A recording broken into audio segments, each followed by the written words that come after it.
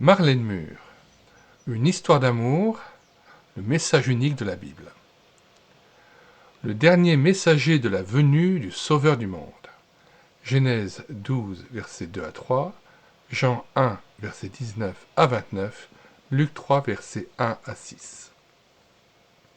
Au cours des siècles qui s'écoulèrent après l'entrée des Israélites dans le pays de Canaan, Dieu ne cessa de leur envoyer des prophètes qui parlaient en son nom de la venue d'un sauveur. Car il n'avait pas oublié sa promesse dans le jardin d'Éden, ni son alliance avec Abraham, l'engageant à le bénir et à bénir tous ses descendants. C'est parmi les descendants d'Abraham que Jésus-Christ allait naître pour devenir ce sauveur.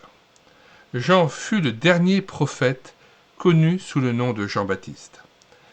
Né 6 mois avant Jésus-Christ, il eut le privilège non seulement d'annoncer sa venue comme le firent tous les autres messagers de Dieu, mais aussi de le désigner en disant « Voici l'agneau de Dieu, celui qui enlève le péché du monde ».